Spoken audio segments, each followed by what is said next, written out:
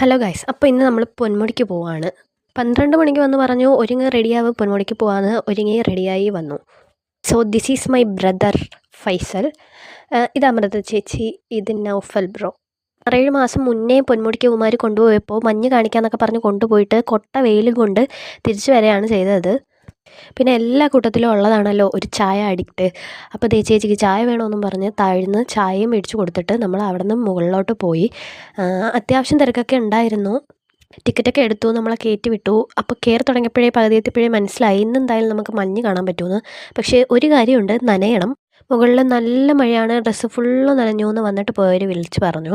ഇപ്പോൾ ഇങ്ങനെ കുടയൊക്കെ പിടിച്ച് നിൽക്കുന്നുണ്ടെങ്കിലും മുകളിൽ ചെന്നപ്പോൾ അതൊന്നുമില്ലായിരുന്നു. ഒടുക്കത്ത് തണുപ്പും മഴയും മഞ്ഞും. തണുപ്പാണെങ്കിൽ സഹിക്കാൻ വയ്യ, പല്ല് രണ്ടും കൂടെ കൂട്ടിയിരിക്കുമായിരുന്നു. എനിക്കും എൻ്റെ ആങ്ങളയ്ക്കും തണുപ്പാണെങ്കിൽ ബാക്കി രണ്ടെണ്ണത്തിനും ഒരു കൂസലും ഇല്ലായിരുന്നു.